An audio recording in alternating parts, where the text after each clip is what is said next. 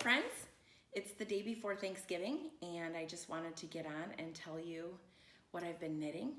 It's the day before Thanksgiving and so my kids are coming in from the corners of the earth. My one daughter is home from Ohio. She came in last night and the other daughter is expected tonight from Wisconsin. So I'm looking forward to having all of my chicks home with me. It feels really good to have everybody home together. We don't have family nearby, so our Thanksgivings and most of our holidays tend to be just the four of us, but that's okay. I really enjoy it, and I'm hoping that you all get the holiday that you're hoping for as well. I'll start with what I'm wearing today. This is my Nanook sweater by Heidi Kiermer. I really am fond of it. It was knit in West Yorkshire Spinners, BFL, which is a really nice warm yarn, and it does have some halo to it. It's very warm. It was actually a bit too warm to wear when I lived in Cincinnati. We just don't get very many cold days there. But now that we're in Michigan, I'm getting plenty of wear from these thicker sweaters, and I may have to look at my wardrobe. I might have to add a couple more to that because some of these are getting a heavy rotation. So I've been knitting on a lot of things that were fairly small on small needles, and I recently tossed my stash. I don't actually have much stash, but I did recently toss it and I was getting tired of knitting a lot of things on smaller needles. So I pulled out a ball of Ba Sequoia. This is called the Slush Hat by Allison O'Mahony, and it was super quick to knit. I really enjoyed it, and I was on the phone with one of my daughters on FaceTime actually when I decided I was going to knit this, and one of her roommates was on, so I asked the roommate if she needed a hat because my kids don't need any more things. She said she did, so I knit this up, and this is going back to Wisconsin with my daughter at the end of the weekend.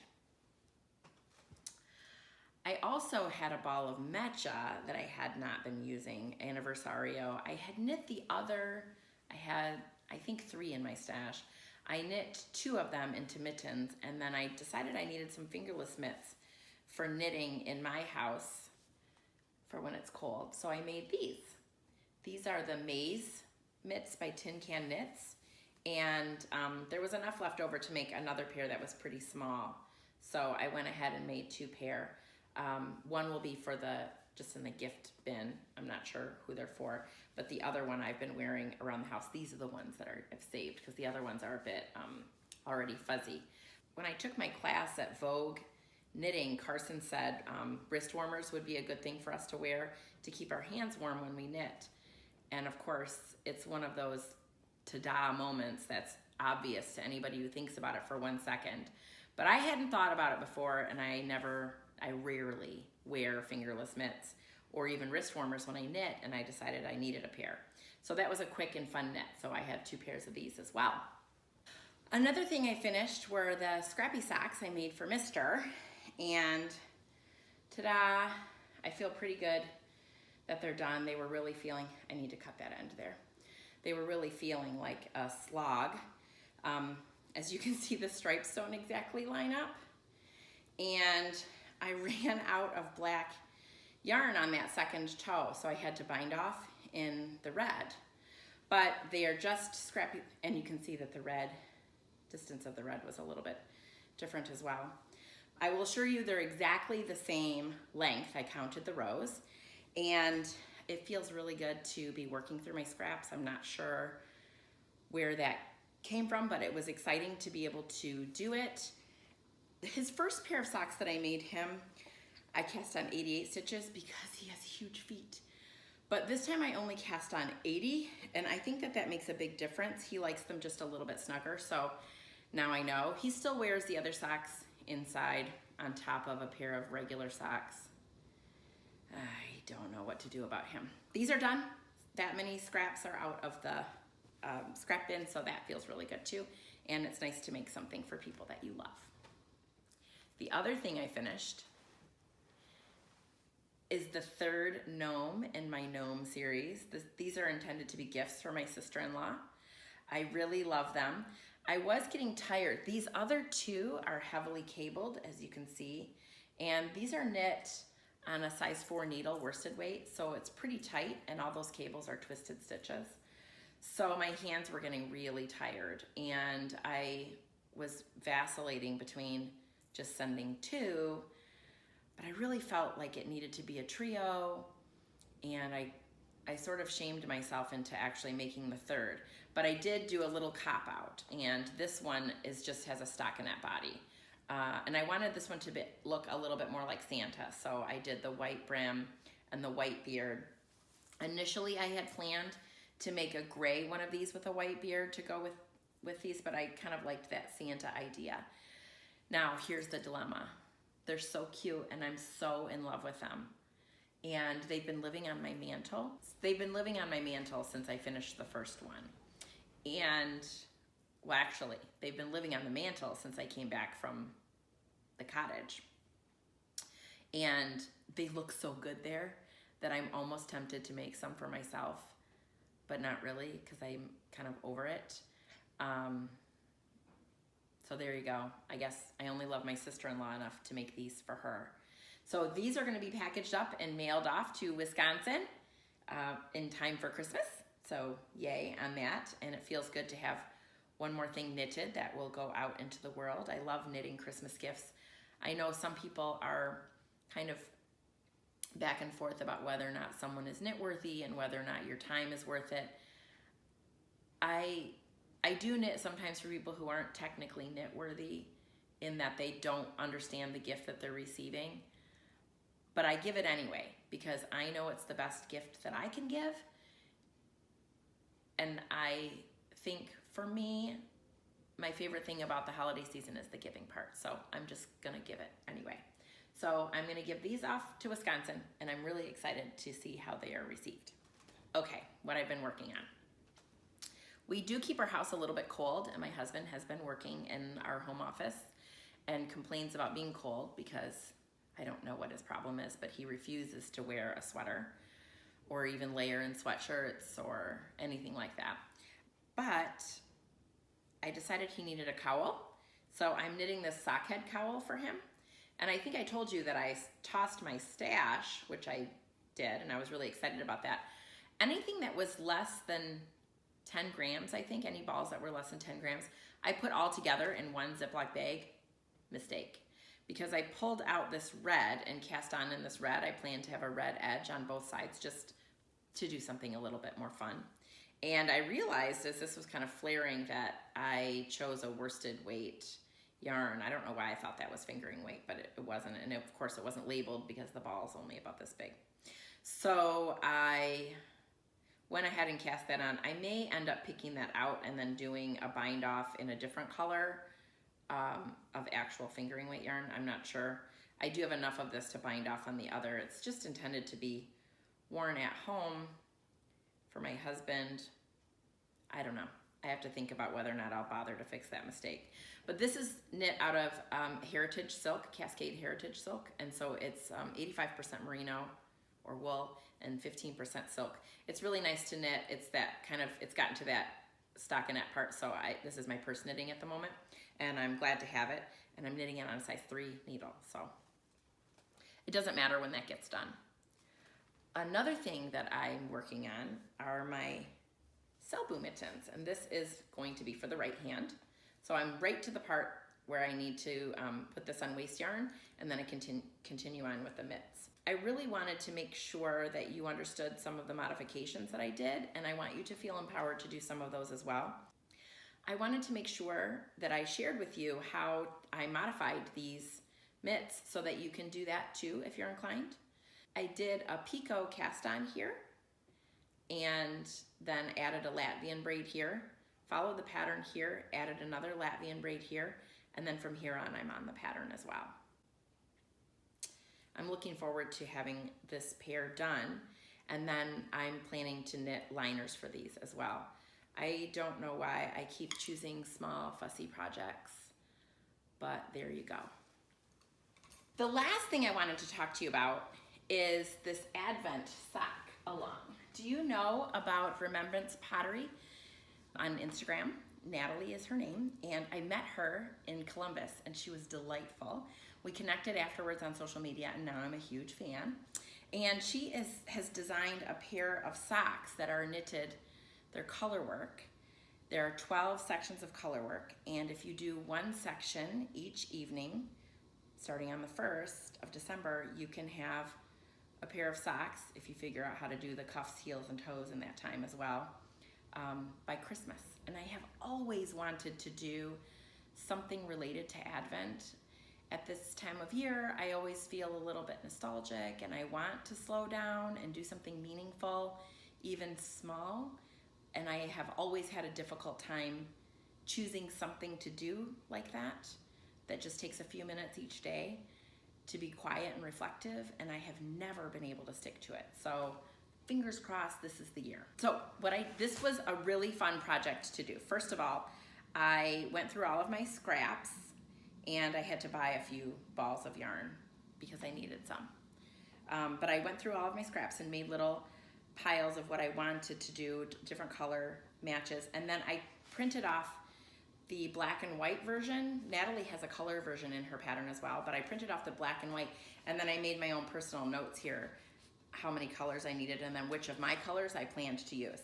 Let me just tell you, that was so fun. It reminded me of those days when you were a kid in school and you got an assignment, a homework assignment that required you to do some form of art in it. Oh my gosh, it was the most fun. I crossed off different color matches several times before I actually completed this, but I really loved doing it. So Natalie advises you to knit the heels, cuffs, and toes on a 1.5, and then, or I think she used a 1, but I always use 1.5 on my socks, and then go up in a size for the color work. So I have my 1.5 and my 2s all ready to go for Sunday. I'm going to do my cuffs and toes are going to be in this teal color, and my heels and the stripe in between each of the colorwork stripes is going to be this pink color. Although I am now eyeing this gold, so I don't know what to do about that. Anyway, I'm really looking forward to this. I think it's going to be really fun.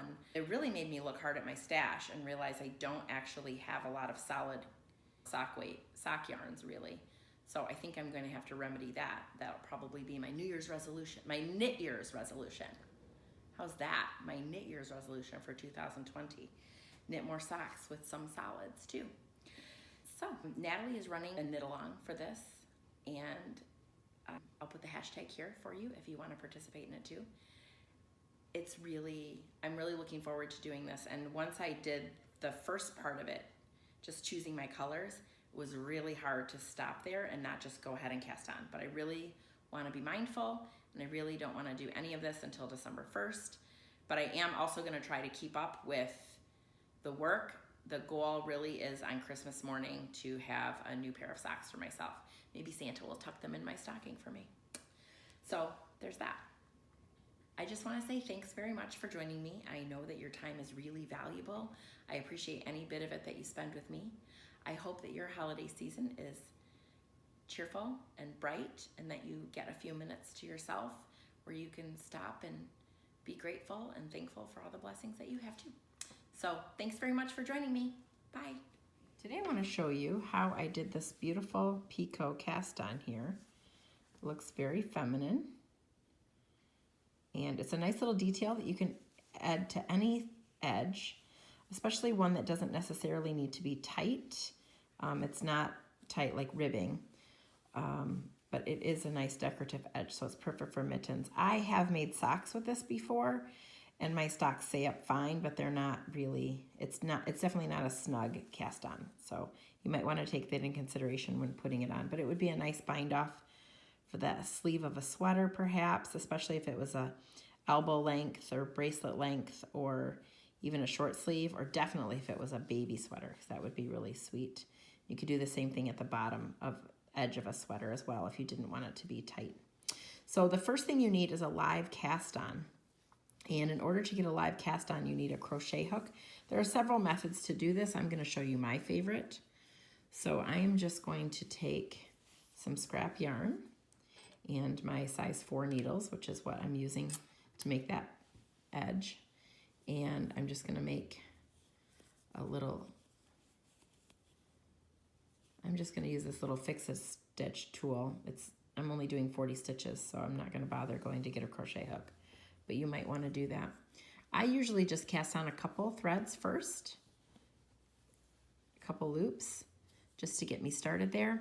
And then I always start with a knot at the end. And I'll show you why that is when we're all done. But I always put a knot on my beginning tail. So now I'm just going to cast on 40 stitches.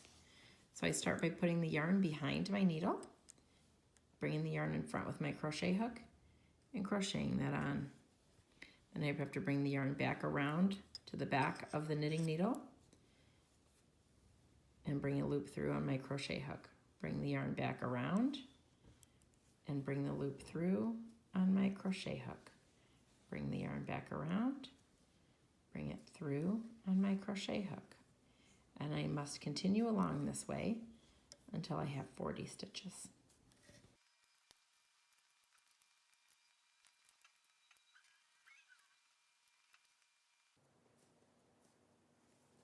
Then, once I know I have 40 stitches, I go ahead and crochet just a couple of extra through, cut, and bring that tail all the way through. So now I have 40 stitches here on this needle, all on scrap yarn. I've cut the yarn because I'm going to join here with my navy yarn, and I'm going to go ahead and knit 7 rows. So I'll show you what that looks like. Okay, so I'm just going to start knitting right here. I'm going to have my blue tail at the end here, my navy tail, and I'm just going to go ahead and knit into this first stitch, just like regular knitting. And I'm going to do that all the way around. I'm going to now start joining this onto 3 needles because I do want to join this in the round. If you wanted, you could knit this flat and then sew it together at the end, but I prefer that seamless look, so I'm just going to do it that way. But if you wanted to do it flat, you could see how it could easily be translated to the hem of a sweater or something that is flat. You could even use it for the bottom of a hat if you didn't want it to be too snug, or a blanket, dishcloth, anything like that.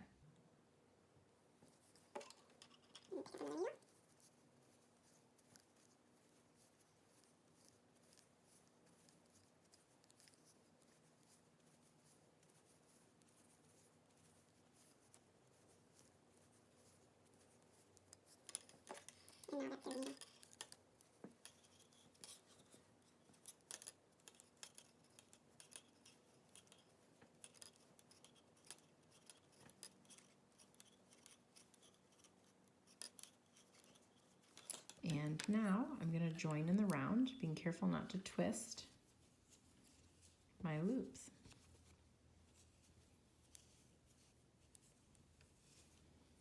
So there you go.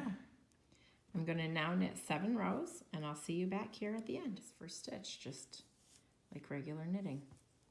And I'm going to do that all the way around. I'm going to now start joining this onto 3 needles because I do want to join this in the round. If you wanted, you could knit this flat and then sew it together at the end, but I prefer that seamless look, so I'm just going to do it that way. But if you wanted to do it flat, you could see how it could easily be translated to the hem of a sweater or something that is flat.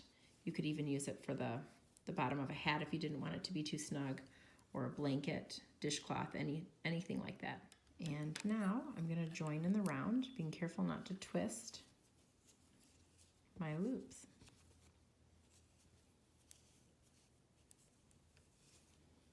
So there you go. I'm going to now knit 7 rows, and I'll see you back here at the end. Using my handy dandy row counter, you can see I have 7 rows here. So now I'm going to do a knit 2 together yarn over row all the way around. So I'm just going to knit 2 together and yarn over. Knit 2 together, yarn over. Okay, now that I've gone all the way around, I'm just going to knit another 7 rows. So I'll see you back here when I have 14 on my row counter. Hey friends, row 14 on my handy dandy row counter. And here we are. This is what you end up with. You have this little tube with the red contrast down here. You can use any color you want, but that's what we chose. And then you have a row of holes and then the equal amount of knitting here. So now what we're gonna do is fold this over.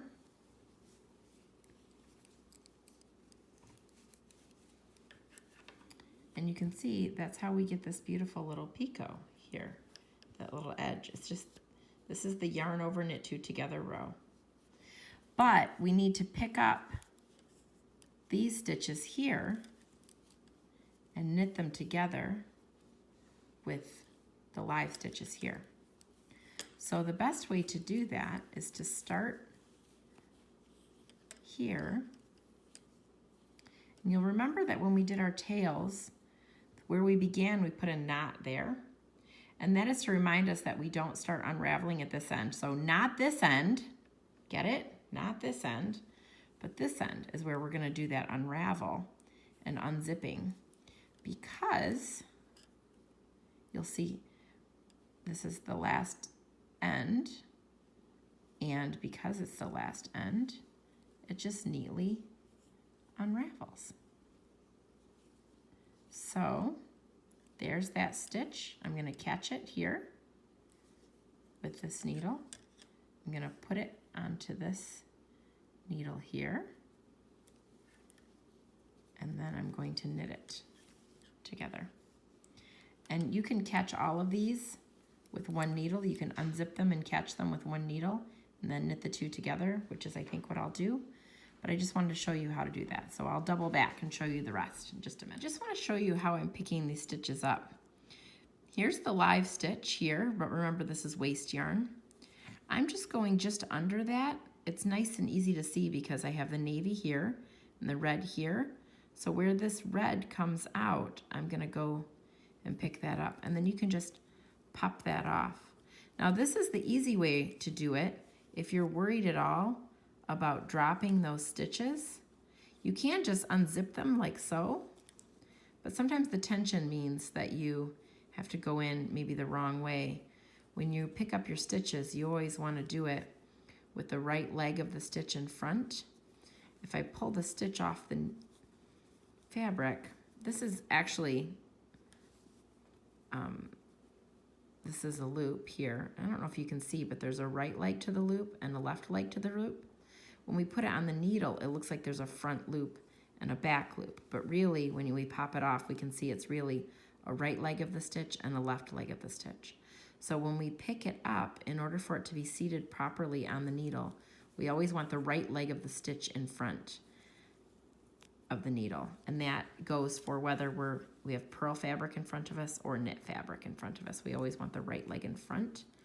And it's easy to remember because we put our right foot forward or something like that. I have a bunch of little words that I use to remember things. They don't always make sense, but they do help me remember. So again, you can just pop that stitch out and then see the live stitch and go ahead and catch it. Or you can do what I do and go just underneath it and then pop it after that. There's no chance of losing the stitch if you do it that way. So now that these are all on the needle, I'm gonna go ahead and knit two together all the way around. Okay, I've unzipped quite a few of these stitches and put them on the second needle here. So I have live stitch to live stitch, and I'm just gonna knit these two together all the way around.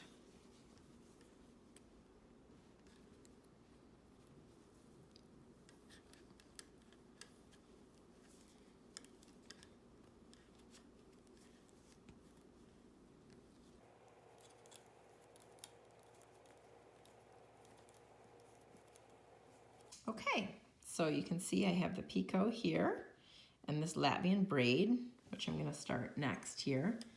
You see here I have the picot cast on there. You can see that. And then I'm going to start the Latvian braid. The setup row has you knitting one of each color all the way around. So I will have one blue and one gold, one blue and one gold. So I'm going to go ahead and knit that setup row right now. One blue, one gold, and this is my setup round for my Latvian braid. One blue, one gold.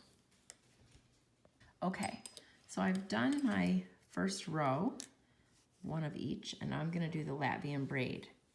Now on this Latvian braid, you'll see that this points to the right. Do you see how the stitches look like they're pointing to the right?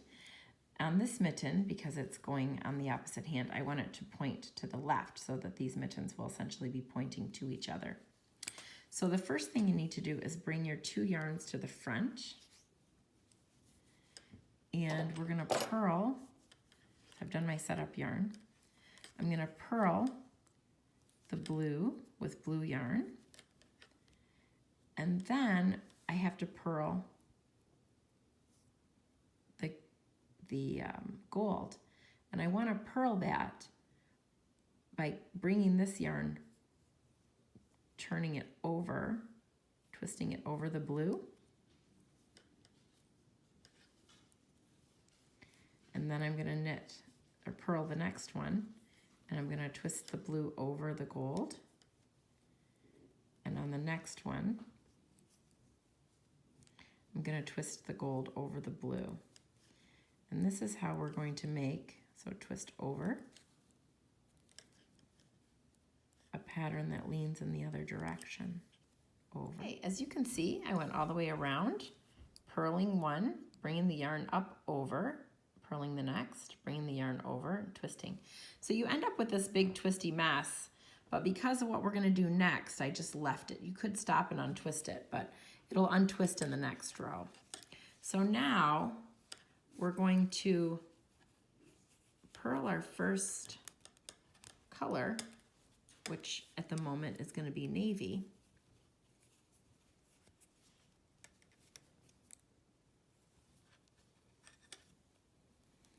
And now we're going to bring the gold yarn under the navy. We're going to twist the gold yarn under the navy. We're going to twist the navy yarn under the gold. So we did 1 row of setup where we did 1 of each, every other stitch, 1 of each color. And then we did 1 row where we twisted the yarns between each stitch over the other one, and this one we're going to twist under. And when we're all done, we'll see how that looks. Okay, I've completed the Latvian braid here on the second mitt. And you can see, if you look carefully, you'll see that this mitt looks like it's pointing this way, and you'll see that this mitt looks as though it's pointing to the left. So they are clearly siblings, but not a perfect pair. They're mirrored opposites, which is the goal of knitting them. So there you go.